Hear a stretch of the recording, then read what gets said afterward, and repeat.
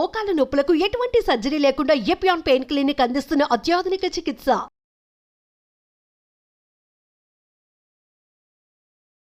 అక్క నమస్తే. నమస్తే జయ.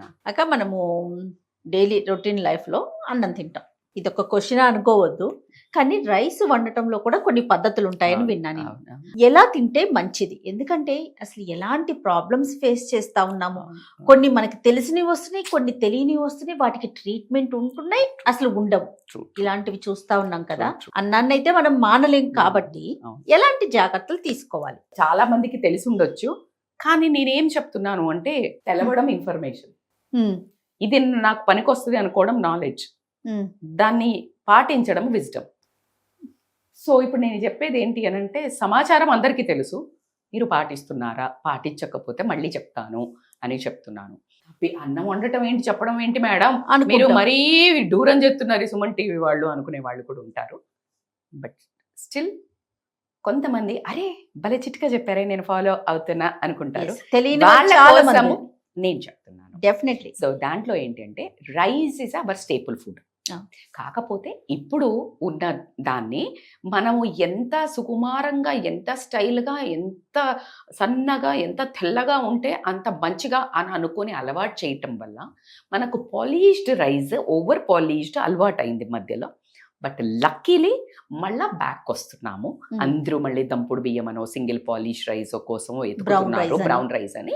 సో వీటన్నిటిలో ఏది చేసినా 1కి 10 సార్లు కరెక్ట్ సోర్స్ చేసుకుంటున్నామా అని మాత్రము చూసుకోండి. అంటే కరెక్ట్ సోర్స్ అంటే కరెక్ట్ పర్సన్స్ దగ్గర నుండి. అంటే మీరు అది తీసుకునేవి షాపులలో తీసుకుంటే మీకు కరెక్ట్ గా అందుతున్నాయా, మళ్ళీ దాన్ని కూడా ఉత్తగానే ఒక లేయర్ ఎందులోనో ముంచి తీసిస్తున్నాడు, బ్యాడ్ గా ఉంటున్నాయి. కాబట్టి మీకు ఎంత అప్రోచబుల్ ఉంటే అంత వీలైతే రైతుల దగ్గరికి వెళ్ళి డైరెక్ట్ గా కొనుక్కోండి. ఎందుకు అని అంటే వాళ్ళకి 4 డబ్బులు వస్తాయి, అండ్ మీరు వాళ్ళని కౌగులించుకొని హ్యాపీగా థ్యాంక్స్ చెప్పి కూడా రావచ్చు. మన కోసం వాళ్ళు ఎంత మట్టిలో కష్టపడితే 4 ఏళ్ళు మనకి లోపలికి వెళ్తున్నాయి. సో కాబట్టి 100% మనకు ఆ బియ్యం లేని విలువ కోవిడ్ లో తెలిసింది. రైతు బజార్ల చుట్టూ ఇంటి ముందు మొత్తం బారులు తీరు ఉన్నప్పుడు రైస్ విలువ తెలిసింది.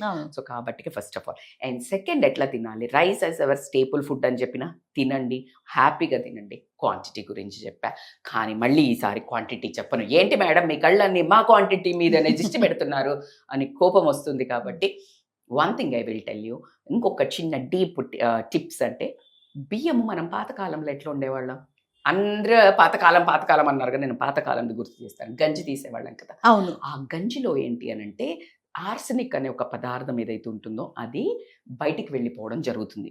అది మన బాడీని మన దాన్ని డైజెషన్కి కొంచెము స్లోగా చేయటం వల్ల ఫాస్ట్ గ్లూకోజ్ బ్లడ్ స్పైక్ అవ్వదు. కాబట్టి we need to do that. Starch ఒక గ్లాసుకి ఆల్మోస్ట్ 6 to 8 గ్లాసెస్ నీళ్లు ఫస్ట్ బాగా వాష్ చేసి నానబెట్టిన తర్వాత వంపేసి 1కి 8 గ్లాసులు నీళ్లు పోసి పొయ్యి మీద పెట్టి పలుకుబట్టాక గంజి వార్చడం నేర్చుకోండి.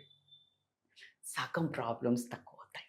ఒక్క క్వశ్చన్ అక్క, ఇదివరకు రోజుల్లో అంటే మీరు అన్నట్టుగా ముడి బియ్యం ఉండేది, పాలిష్డ్ ఉండేది కాదు, కాబట్టి మనం వంచుకున్నా బాగుండేది. కానీ ఇప్పుడు పూర్తిగా పాలిష్డ్ రైస్ వాడుతున్నాము. పాలిష్డ్ వాడొద్దని చెప్పాగా స్టార్టింగ్. వాడద్దు, కానీ జనరల్ గా కూడా పాలిష్డ్ వాడినా కూడా దాంట్లో ఏ కెమికల్ కలిపి సచ్చారో ఏముందో తెలియదు. కాబట్టి మీరు కొంచెం గంజి తీసేసి కొన్ని తక్కువ నీళ్లు పోసుకోండి. మినిమం కొంచెం రైస్ లో ఉండాల్సినవి ఉంటాయా? అదే మరి పాతకాలంలో తిన్నాం కదా మనము. ఓకే, మీకు చెడైతే వెళ్తుంది ఫస్ట్, బ్యాడ్ అయితే వెళ్ళిపోతుంది. సో కార్బోహైడ్రేట్స్, సో అది మీడియంగా. ఇంకొక పద్ధతి, ఒకవేళ వంచడం ఇదంతా మేడం పెద్ద కథ మేడం అంటే, అట్లీస్ట్ నానబెట్టి బియ్యం కడుగును పడేసేసి కడిగిన తర్వాత వండేటప్పుడు బే లీఫ్ ఉంటుంది కదా, బిర్యానీ ఆకు ఉంటుంది కదా, దానికి భలే గుణాలు ఉంటాయి. అది కూడా మీ బ్లడ్ గ్లూకోజ్ లెవెల్ని స్పైక్ని తక్కువ చేయడం జరుగుతుంది, మెయింటైన్ చేస్తుంది. కాబట్టి బే లీఫ్ వేసి వండి తీసేసి కొంచెం దగ్గరికి అయ్యేటప్పుడైనా సరే వేడి మీద ఉన్నప్పుడు దించినప్పుడు ఒక 2 చెంచాల నెయ్యి వేసేసి శుభ్రంగా కలిపి మూత పెట్టండి. ఎంత మంచిదంటే నెయ్యి కనుక మీరు వేసి పెట్టినట్టయితే. మీరు నార్త్లో చూస్తే నాకు ఒక ఫ్రెండ్ ఉండేది, శిల్పి అని, ఒక 15 years బ్యాక్. వీళ్ళు రోజు మస్ట్ బియ్యం ఉంటది కదా, బియ్యము అయ్యే ముందు జస్ట్ చిన్న పోపు గిన్నె, మనం ఎలాగ పచ్చి పులుసుకి పోపు పెడతామో అలాగ ఒక 2 స్పూన్ల నెయ్యిలో జీలకర్ర వేసేసి ఒక 2 పచ్చిమిర్చి వేసేది, లేకపోతే అది పెట్టి దీనిలో వేసి ఆన్ చేసేసేది. Oh everyday. Everyday. I learned that from her. ఎప్పుడు అరౌండ్ 2002లా 2003లా నేను ఐ యూస్ టు అంటే లైక్ ఇలా ఉండేదాన్ని అప్పుడు. ఘీ ఈజ్ ఇప్పుడు మా పాప కూడా కంపల్సరీ రైస్ కుక్కర్ ఆన్ చేసేటప్పుడు ఒక స్పూన్ వేసేసి ఆన్ చేసేస్తాం.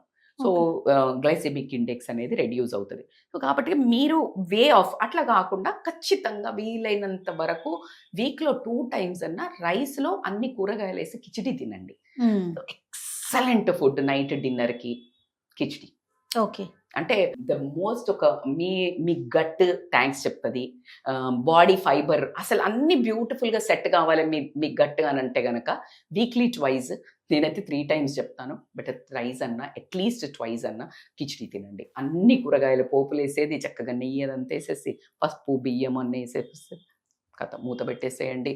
మంచి నెయ్యి వేసుకొని కమ్మగా ఆమ్లెట్ తినేవాళ్ళంటే ఆమ్లెట్ వేసుకోండి, లేకపోతే పచ్చిపులుసు తినేవాళ్ళంటే పచ్చిపులుసు. యూ ట్రస్ట్ మీ, ఇది గనక మీరు 6 months మీ లైఫ్లో మీరు ఇన్వాల్వ్ చేసుకొని దెన్ క్వశ్చన్ మీ. సో ఎక్సలెంట్ ఉంటుంది. సో రైస్ని అలా కాకుండా కూర కూడా అన్నం క్వాంటిటీ తక్కువ తీసుకొని కూరలు ఒక కూర మెయిన్ కర్రీ ఒకటి మంచిది, బీన్స్ అనో క్యాబేజ్ అనో ఇట్లా ఎక్కువ బీరకాయ కర్రీ ఎక్కువ వండుకొని ఆ కూరల అన్నం కలపండి, అన్నంలా కూర కాదు. సో ఇలా కనుక తింటే మీరు ప్రశాంతంగా రైస్ని ఎంజాయ్ చేయొచ్చు. కొంచెం పోర్షన్ కంట్రోల్ కటోరీ లెవెల్లో, ఎందుకంటే మన బాడీకి ఫిజికల్ యాక్టివిటీ మూమెంట్ తక్కువ ఉంది కాబట్టి క్వాంటిటీ తక్కువ చేయండి, క్యాలరీస్ రైట్. ఎంతసేపు నానబెట్టుకోలేక, ఎందుకంటే మీరు రైస్ వండుకోవటం గురించి మాట్లాడుతున్నారు కాబట్టి ఎంతసేపు నానబెట్టాలి అన్నాన్ని? మిల్లెట్స్ అంటే దొడ్డు బ్రౌన్ రైస్ అనుకోండి 4 hours, మిల్లెట్స్ అనుకోండి 8 hours. సో ఇట్లా దాన్ని టెక్స్చర్ని బ్రేక్ చేయడానికి ప్రతి దానికి ఒక టైం ఉంటుంది కాబట్టి యూ కెన్ యూస్. ఎస్. కుక్ చేసుకోవటం ఇప్పుడు ఎలక్ట్రికల్ మనకి కుక్కర్స్ వచ్చేసినాయి, ఇక స్టవ్ ఇది వరకు లాగా పొయ్యి అంటే అసలు లేదు మనకి. స్టీల్ స్టాప్ అదే, నేను అల్యూమినియం అంటే అందరు చెప్తున్నారని చెయ్యకండి, ఎంత చెప్పినా కూడా పడేయరు. ఆ అనుబంధం ఉంటుంది ఆ పాత మూకుడు మీద, ఆ పాత కుక్కర్ మీద, ఆ విజిల్ ఇప్పటికి ఎన్నిసార్లు మార్చుంటో, ఎన్ని చీరలు కొన్నారో 10,000 పెట్టి, కానీ ఆ పైన కుక్కర్కి వాచర్ మార్పించుకొచ్చుకునే అనంత ఆనందము ఇంకోటి ఉండదు. సో ఆ కుక్కర్లన్నీ వీలైతే ఫోటో తీసి సుమన్ టీవీ ఛానల్ని ట్యాగ్ చేయండి. రజిత మేడం చెప్పారు అల్యూమినియం నిజంగా పడేసామని. క్యాన్సర్ని రోజు కొంచెము మీరు ఇన్వైట్ చేస్తున్నట్టే.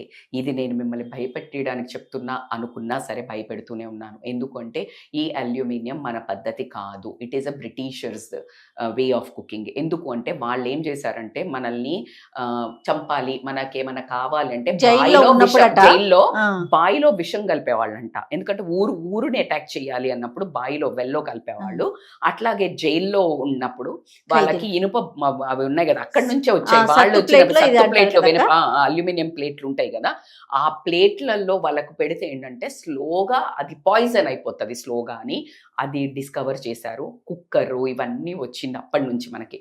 కాబట్టికే అన్డౌటెడ్లీ ఈ మోహాన్ని వదిలేసి ఆ దిక్కుమాలిన 5,000 10,000కి మీ వంట సామానికి చూస్తే మీకు వచ్చే మనకి అంటే ఖచ్చితంగా ప్రపంచంలో లీస్ట్ కోరుకుంటాను, ఎవరికి క్యాన్సర్ అటాక్ కావద్దని, లేకపోతే ఇట్లాంటి లైఫ్ స్టైల్ డిసీజెస్ రావద్దని. బట్ అన్ఫార్చునేట్లీ అది క్యాన్సర్ కారణం కాబట్టి మీరు నాన్ స్టిక్ కానీ ఇవి ఈజీ మెథడ్లను ఎత్తుక్కోకండి.